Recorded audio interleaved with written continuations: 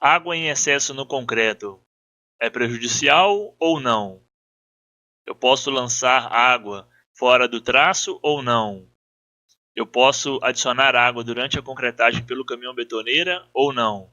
O que acontece se eu adicionar muita água no concreto? Estas e outras diversas perguntas eu vou responder para vocês no vídeo de hoje. Logo a seguir, a vinheta. Se você não é inscrito no canal, se inscreva. Vamos lá.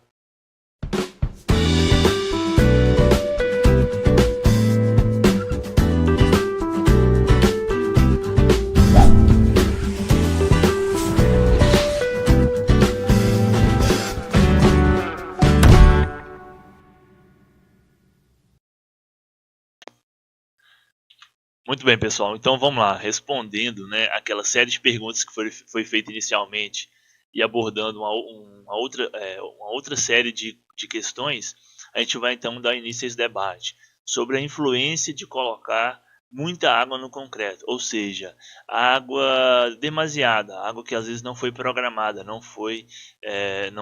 está inclusa num traço inicial.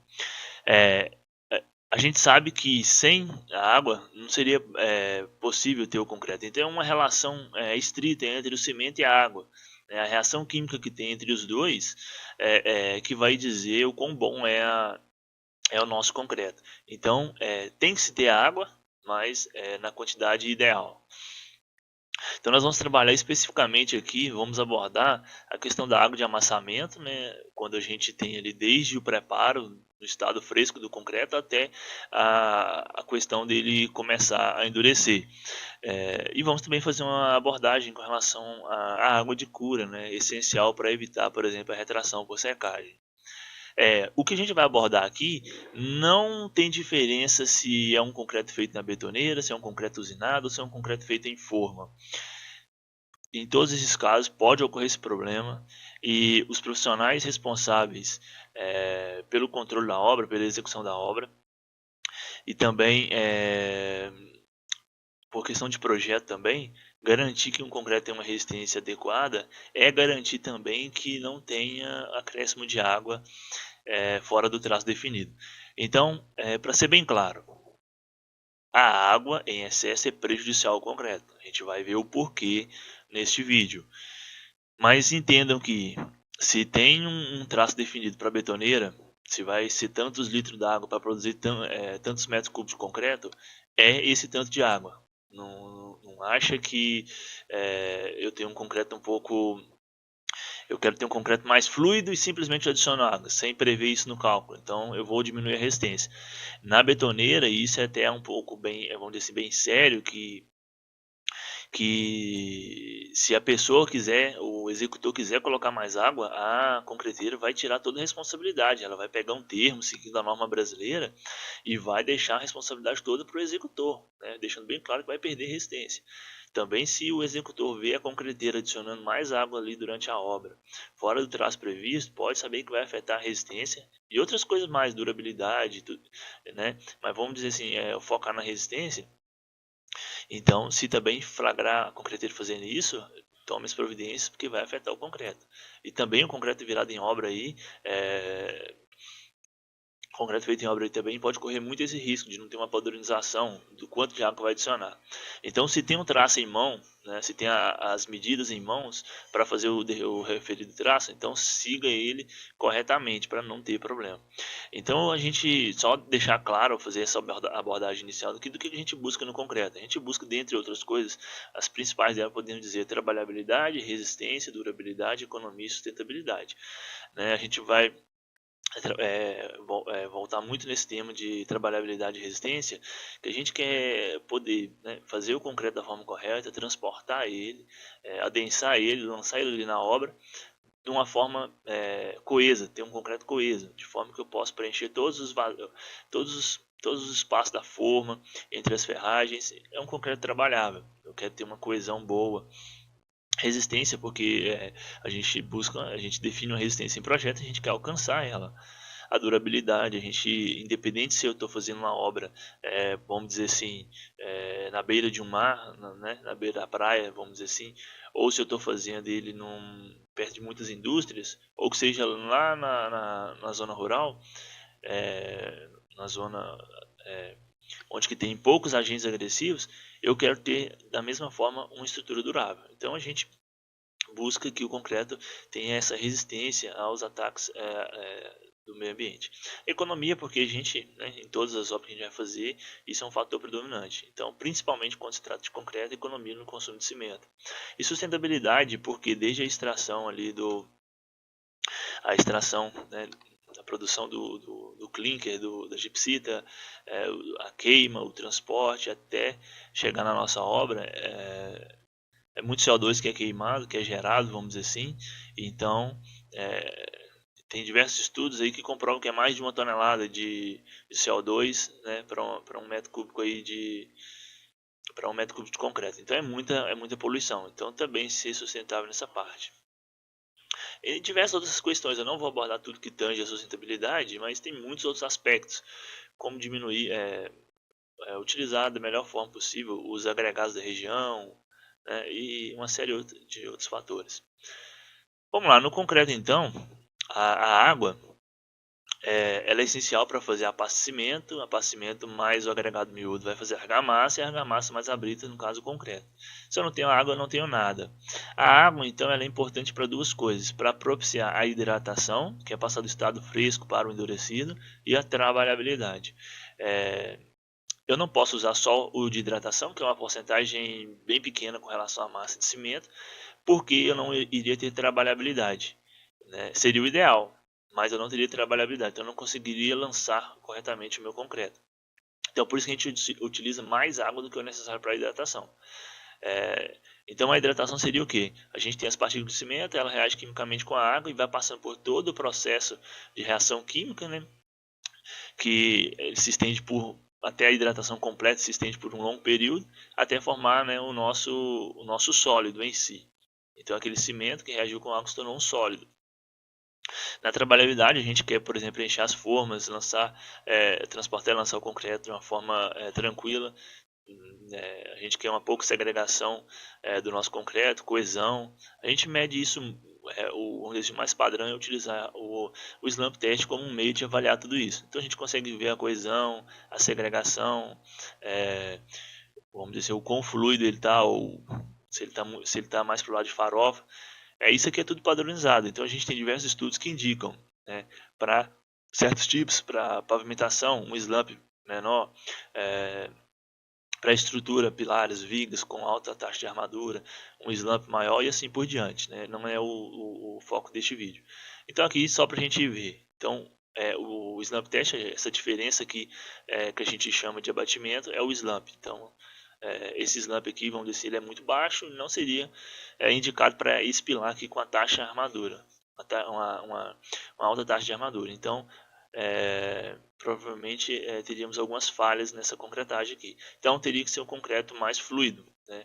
Então a gente obtém essa fluidez por duas situações, ou aumentando a água, ou mantendo a água e usando aditivos. Então a gente vai ver isso mais para frente. Suponhamos que eu tenha uma obra, uma estrutura qualquer, e eu quero um concreto de 25 MPa.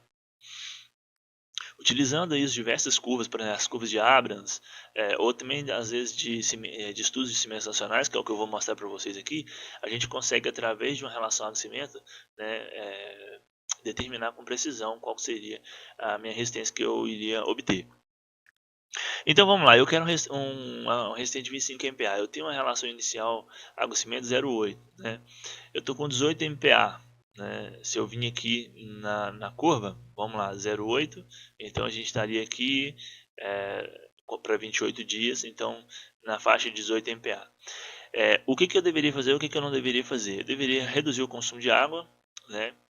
E não aumentar o consumo de cimento. Se eu aumentar o consumo de cimento, que eu vou ter uma relação 0,66 que me propiciaria 25 MPa. Estaria alcançando, mas estaria aumentando o consumo de cimento, os custos da obra, e aquela série de fatores que a gente já mencionou anteriormente. Então deveria diminuir o consumo de água. Para 0,6 é tranquilo, a gente consegue um concreto trabalhável com esse coeficiente tranquilamente.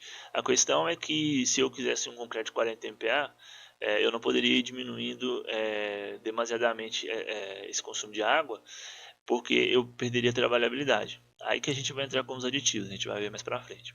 Então aqui é só uma curva experimental para o cimento nacional. A curva de Abrams ela é interessante, né, e tem um resultado muito próximo da daqui, mas eu resolvi trazer essa para vocês aqui porque para o CP32 ela nos dá uma boa relação aí. Então vamos continuar. Algumas das possibilidades então para diminuir o consumo de água, verificar a umidade do agregado miúdo. A gente sabe que temos, por exemplo, a areia aí, quando ela está com a umidade, ela tem aquela taxa de enchamento aí que pode chegar até 30%. Procurar utilizar agregados que propiciem melhor empacotamento, né? Isso aí é um agregado maior, né? Vamos dizer assim, o menor vai preenchendo os vazios dos maiores. E isso, no final, vai fazer com que utilizemos menos água para encher aqueles vazios. Atentar para o formato de agregados, para verificar a questão da área superficial, do quanto deve ser molhado, da retenção de água por agregados lamelares e tudo mais. Tem outros, e vamos só exemplificar mais os aditivos, né? No caso, os dispersantes, plastificantes, e agora, assim como a gente mencionou no vídeo lá do CAD, do CPR, os superplastificantes, que é a nova geração, e vamos dizer assim, que tem uma efetividade maior. Mas eles atuam da seguinte forma: vamos dizer assim, o cimento inicialmente ele estaria como se fosse tem uma atração eletrostática, a gente chama de atração. Elas têm, fisicamente falando, seria uma atração. Quando a gente utiliza o dispersante, faz com que essa atração se torne repulsão. Então eles não estão atraindo mais, estão se repelindo. Em função disso, ele consegue preencher mais os vazios e até repelir o agregado, aqui ilustrado pelo agregado miúdo no caso. Então, a lógica é: quanto mais eu disperso, né, as partículas, mais eu consigo trabalhar o concreto. Ou seja, vamos utilizar uma expressão mais grossa aí, mas é como se uma partícula se deslizasse em relação à outra. Então isso é que mede a minha fluidez no concreto. Se eu tenho um concreto pouco fluido, eles não conseguem, o atrito, né, estão muito próximo, então o atrito segura. Então quando eu evito esse atrito, então eu consigo ter essa fluidez maior. Então é por isso que quando eu utilizo dispersante, eu posso economizar no consumo de água. Aqui é só a tabela aí, uma tabela interessante, né, que traz a relação aquecimento que a gente tem que ter para atingir uma resistência mínima do concreto e também o consumo de cimento a partir da classe de agressividade. Então, como eu disse lá, né, isso aqui não é o foco, mas a partir de cada classe de agressividade, se eu tenho uma classe muito alta, eu vou ter que ter uma relação menor de água e cimento para que eu tenha um concreto mais resistente, com menos poros, né, de forma que eu consiga eu consigo proteger o interior do concreto aí contra esses ataques químicos. Então devemos responder a seguinte pergunta, né? Por que o excesso de água é um problema? Vamos lá. A hidratação do concreto, ela tem diversos estudos, ela varia entre 20 e 25% da massa de cimento. Então, se eu tenho, é o que a gente vai ver logo em seguida, se eu tenho 1 kg de cimento, seriam necessários entre 200 ml, considerando a densidade comum, 200 gramas a 250 gramas para hidratar, para fazer com que o nosso concreto, o nosso cimento, né, passasse desse estado para, quando reagisse com a água, para o estado sólido. Para hidratar completamente, essa hidratação varia ao longo do tempo. Com 28 dias a gente já considera que tem um valor muito bom, mas são 25% dessa massa ao longo do tempo. O restante, então se eu tenho uma relação água-cimento de 0,6, se eu tenho 0,25, vamos considerar 0,25 para hidratar, então eu teria 0,35, no caso 350 ml de água que não iria hidratar o meu concreto. O que aconteceria com essa água? Essa água, parte dela é retida fica no interior do concreto, que vai propiciar a hidratação ao longo do tempo. Parte é absorvida, né, pelos poros do agregado. Uma pequena parte mesmo. E a grande parte evapora. Simplesmente evapora. Então por isso que nos primeiros dias a gente faz a cura. A gente mantém a água ali na borda do concreto para evitar que a água do interior tende a se equilibrar com a umidade ambiente e evapore. Porque se evaporar, eu posso até perder a água de hidratação. Então, se eu deixar evaporar muita água, às vezes eu não consigo garantir nem os 20%, né? nem a relação 0,20, 200 gramas em 1 kg de cimento para hidratar. E se isso acontecer, eu vou ter falhas, eu vou ter cimento sem hidratar. Então, menor resistência. Então, por isso que a gente faz a cura correta ali e com 7 dias a gente considera que é o ideal. Que já hidratou boa parte e a água que fica retida no interior ela consegue ir hidratando vamos dizer assim, o restante. Então essa água que sobrou, quanto mais água, ela estaria preenchendo um poro. Né? Esse poro está cheio de água. Depois dos 7 dias eu parei de fazer a cura, eu parei de lançar água. Essa água que estava no interior ela vai evaporar, ela não vai ficar no interior do concreto. Certas partes pode ficar retida pelo agregado, a depender da formação do agregado e tudo mais. Mas a maior parte, grande parte dessa água vai evaporar. Então aquele lugar que tinha água, ele agora vai ser vazio. Se ele é vazio, né, eu tenho menor resistência. Menor resistência, eu tenho os poros com a característica, vamos dizer assim, interconectados, eu tenho a facilidade de penetração de agentes agressivos ao interior do concreto. Então, por isso que o excesso de água é um problema. Se eu pudesse ter o mínimo de água para garantir a hidratação e a trabalhabilidade, seria o ideal. Então, eu faria a cura correta, praticamente nada iria evaporar. Né? Muito pouco iria evaporar. Então, eu teria poucos poros. Então, por isso que o excesso de água é um problema. Então, se eu tenho uma relação 0,8, se eu utilizar 0,20, 0,25 para hidratar, imagine o quanto de poros que vai ficar no interior desse concreto. Então vamos lá, eu trouxe essa relação aqui de porosidade, né?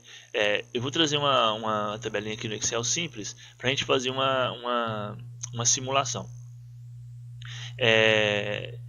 Só deixando claro que considerando a densidade, né, em decímetros cúbicos do cimento de 3,1, isso varia em relação ao tipo de cimento, mas vamos utilizar uma padronização aqui, só fazendo uma menção, né, que esse mesmo cálculo aqui ele é trazido pelas notas de aula da USP, então uma menção aí a notas de aula de materiais, se eu não me engano, materiais de construção 2 aí da USP. Vamos lá, então tem a densidade 3,1 da água de 1, considerando 1. Os dados de entrada, vamos trabalhar aí, vamos ver como que funciona. Eu tenho uma massa de cimento de 1, vamos considerar que eu quero utilizar o mesmo exemplo que está no livro do Metro e Monteiro. Vamos utilizar 0,63.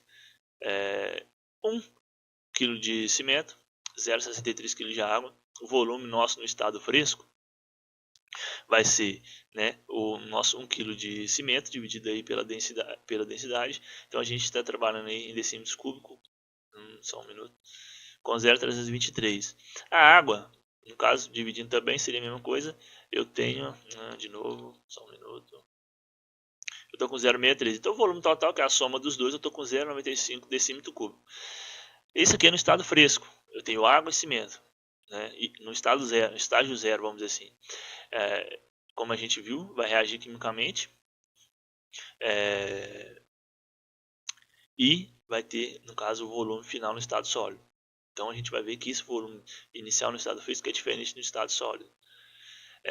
Então, considerando a água efetiva de reação, a gente está considerando 20%. Isso aqui pode variar, 25%, 22%, vamos trabalhar com 20% aqui, com 20% aqui da massa de cimento, então a gente está considerando para reagir, para hidratar, aquilo que a gente viu. Quanto da massa de cimento eu preciso para realmente hidratar o concreto? Vamos considerar 20%.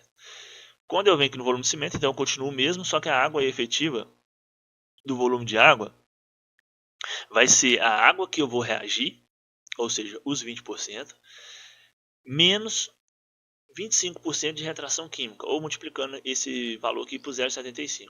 Por quê? Quando a água combina com o cimento, tem um fenômeno conhecido como retração química. O volume dela diminui. Esse valor aqui ele pode ser estudado melhor, mas a gente adota 25%. Então a gente considera que essa água vai retrair o volume 25%. Então por isso que a gente multiplica 0,200 por 0,75. Isso aqui vai voltar para 0,15. Então o volume total no estado endurecido não é nem o 0,323 mais 0,200. né, é o 0,323 mais 0,15, porque justamente a gente viu que a água que a gente utiliza na reação vai perder um pouquinho pela retração química. Então eu estou com 0,47. Fazendo a diferença né, de um pelo outro, do volume no estado fresco para o volume no estado sólido, a gente está encontrando 0,48 decímetros cúbico aí de vazios. Isso em porcentagem significa 50% da nossa pasta de cimento está com vazios. É muito grande, né? Muito alto esse valor. E se eu venho aqui e aumento essa relação de 0,63, vamos pôr para 0,8, vamos ver, de 50 vai para 57. Né? E se eu tenho, vamos pôr 0,4, de 57 vai voltar para 34. Então vejam, quanto. Eu só esqueci de mencionar, pessoal. Esse exemplo aqui é um exemplo hipotético. É como a gente está fazendo aqui, uma base de um estudo. A gente está considerando aqui 100% de hidratação. A gente vai ver que isso leva muito tempo.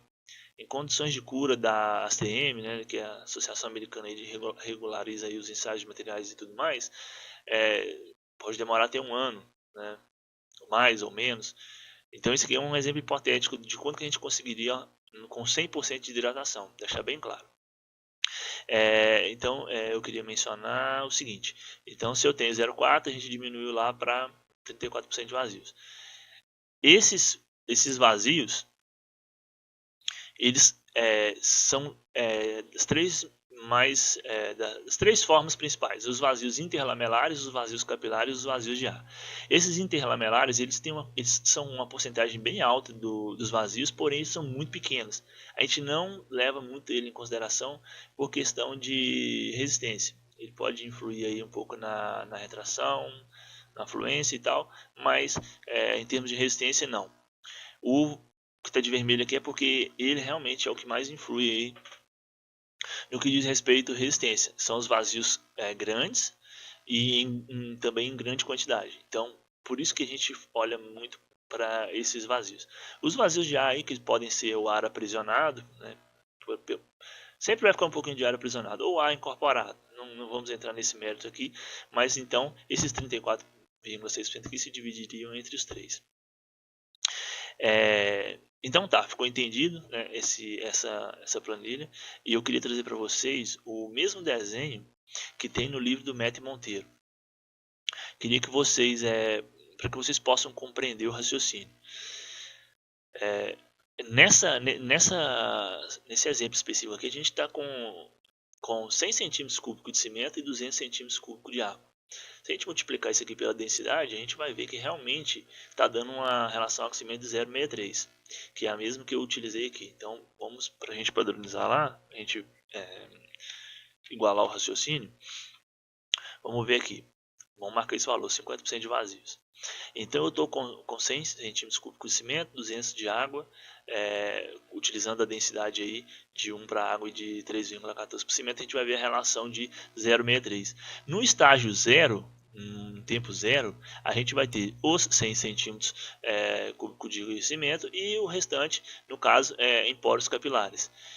Por quê? Porque a água ainda não reagiu. Considerando que com 7 dias, lembrando que no livro dele ele menciona que é seguindo as condições de cura da ASTM, né, a ASTM, como preferir, que a gente consegue obter esse resultado aqui. Então, com 7 dias, a gente estaria com 50% aí de produtos de hidratação. Então, a gente considera aí, no caso, 50 centímetros cúbicos aí do cimento, 50 centímetros cúbicos da água.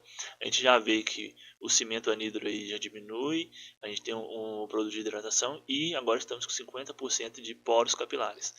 Quando a gente vai para 28 dias, a gente está considerando 75% da hidratação, aumenta o produto, diminui o cimento anidro e os poros também diminuem. Até que, considerando com após um ano, 365 dias, 100% da hidratação estaria completa. Então a gente teria aí 33% de poros capilares e o restante de produtos de hidratação. Né? Isso aqui para uma relação aquecimento de 0,63.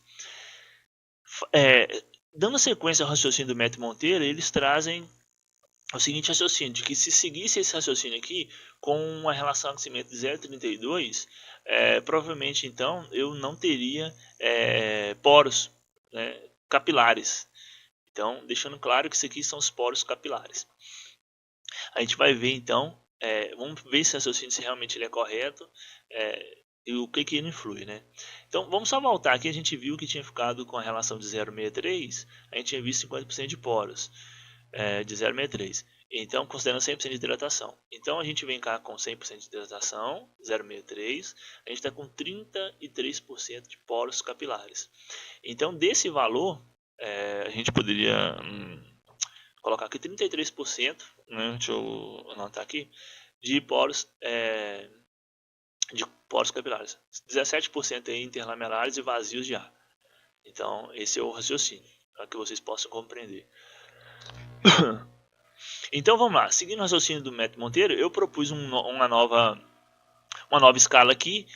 Para a gente obter esse coeficiente de 0,32, eu teria 100 centímetros cúbicos de cimento e 100 centímetros cúbicos de água. Então essa me daria uma relação de 0,362. Continuando o mesmo raciocínio, com tempo zero, eu vou ter 50% aí de cimento e 50% de poros, porque não reagiu.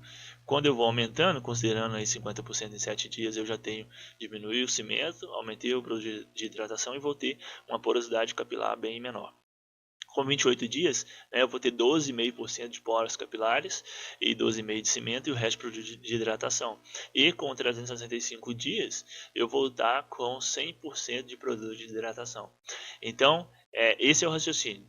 Se conseguir atingir 0,32, com as condições de cura ideal, para que a água de hidratação seja efetivamente utilizada. Então, considerando aqui 365 dias para a hidratação completa, eu não teria poros capilares. Então, vamos lá e vamos atribuir aqui então 0,32. Vamos ver aqui. Com 0,32 eu estou com 26,46% de vazios. Então, esses vazios, obviamente que é muito difícil de considerar de conseguir uma cura ideal e tudo mais. Teria uma porcentagem mínima, né? Pela condição ideal seria 0, mas a gente sabe que teria uma condição mínima de vazios capilares e os demais vazios aí se distribuindo aí interlamelares, vazios de ar, né, de forma predominante, vamos dizer assim. Então, esse é o raciocínio, né? Bem interessante. Vamos voltar aqui, entendido o desenho. Eu trouxe aqui só para a gente ver de forma esquemática como que seria, no caso, a relação água-cimento aumentando e quanto seria a porcentagem de vazios total. Vejam a ordem de grandeza, né? Para 0,4 eu tenho 34% e para 0,7 eu subi para 53%, mais da metade.